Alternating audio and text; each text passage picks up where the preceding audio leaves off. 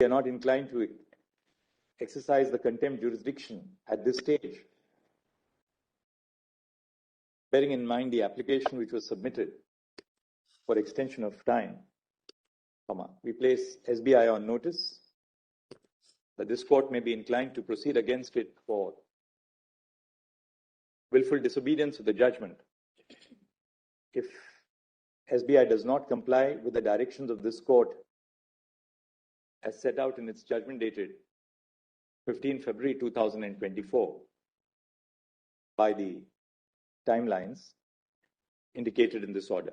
नमस्कार दोस्तों, आप सबका स्वागत है मेरे और आपके YouTube चैनल पर।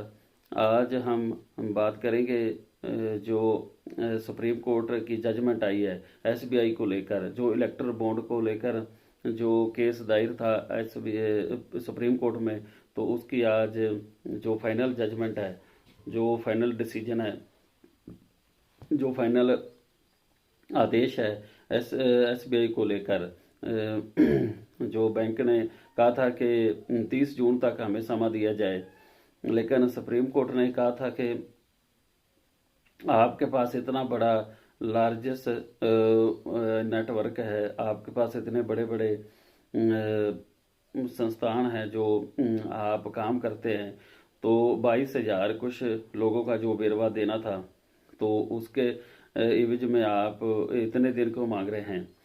तो जो DY चंद्रचूड़ और उनके साथ जो 5 जज साहबान थे, जो चीफ जस्टिस थे, थे, उन्होंने जो फैसला सुनाया है उसके बारे में आपसे बात करते हैं डिटेल में।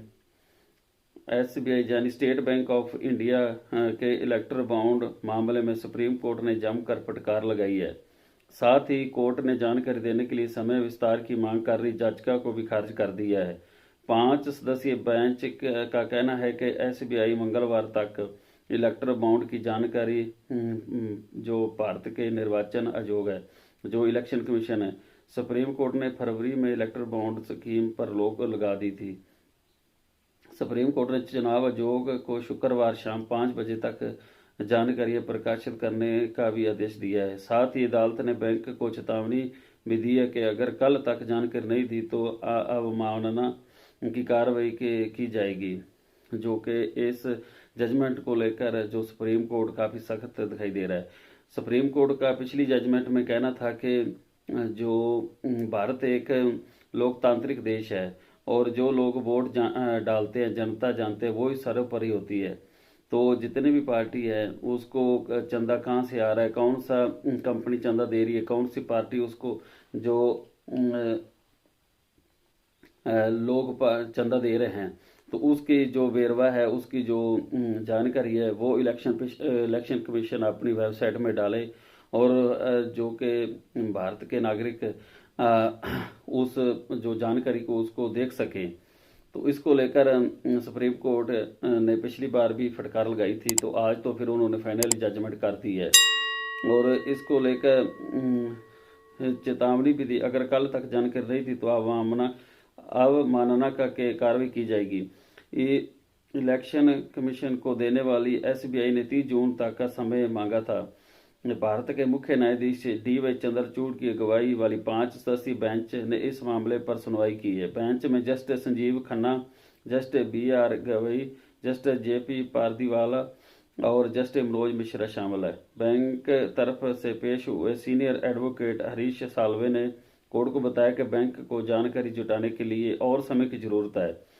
तो जब हरीश साल्वे बोल रहे थे DY चंद्रचूड़ जो चीफ जस्टिस हैं उनके सामने, तो उन्होंने कहा था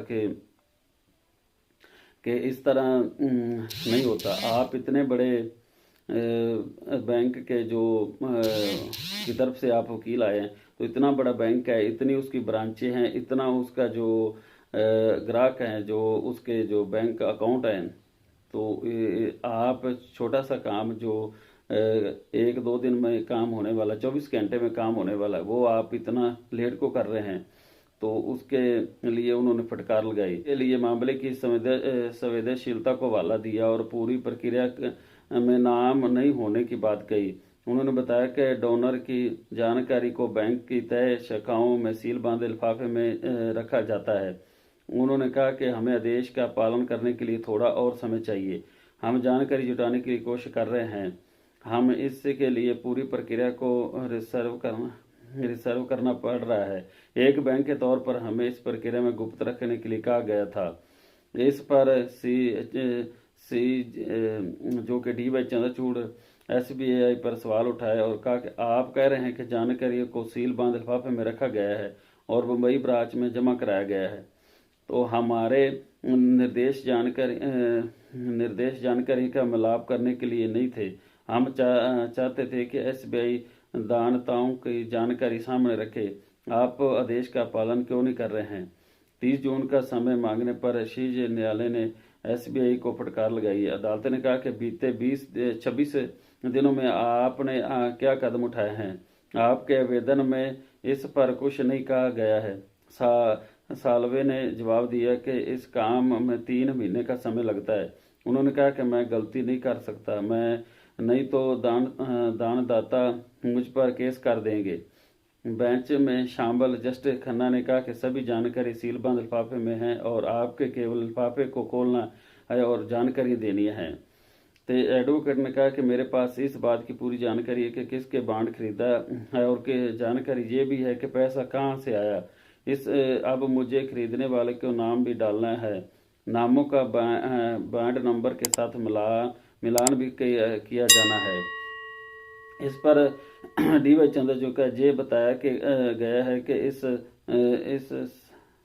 सैलों से दूसरे को जानकारी मिलान करने के लिए प्रक्रिया में समय लगता है। हाँ, हमने आपको मिलाप करने के लिए नहीं कहा था। ये कहकर समय मांगा कि मिलान किया जाना है। ये ठीक नहीं है। हमने आपको ऐसे करने के निर्देश नहीं दिए हैं। शीघ्र अदालत ने 5 सदस्यीय संविधान पीठ की 15 फरवरी को अपने फैसले में राजनीतिक दलों को चंदा देने की इस योजना को पारदर्शी और असंवैधानिक करार देते हुए इसे रद्द कर दिया था। चुनावी बांड संबंधी सभी वर्णन 6 मार्च तक चुनाव आयोग ने पास नहीं जमा करने के association of Democrat refined ARD ने भारतीय स्टेट बैंक के खिलाफ अवमानना याचिका भी दायर की हुई है। तो अब इसको लेकर SBI के पास कोई रास्ता नहीं है। उसको कल शाम तक 5 बजे तक जो इलेक्शन कमीशन है उसको ये सारी जानकारी देनी है, जो किसने बॉन्ड खरीदा है और उस बॉन्ड को किसने वो कौन सी पार्टी को बेचा गया है। तो इसके लिए जो बीजेपी सरकार है जिसके पास तकरीबन 6500 करोड़ रुपए का जो उनको दान मिला है, जो पार्टी फंड मिला है, तो उसकी जानकारी छिपाने के चक्कर में SBI इस तरह के जो प्रोपोगंडा कर रहा था SBI सुप्रीम कोर्ट के सामने। तो सुप्रीम कोर्ट ने एक भी बात उनकी नहीं सुनी और उन्होंने पूरा अपना सख्ती से इस फैसले को लागू करने के लिए और पूरी जानकारी देने के लिए अपना सख्त फैसला सुनाया है। अब SBI कल शाम 5 बजे तक इसके ऊपर जो सीलबंद लिफाफा है, जो सीलबंद जानकारी है, वो सारी इलेक्शन कमीशन को देगा और उसके बाद इलेक्शन कमीशन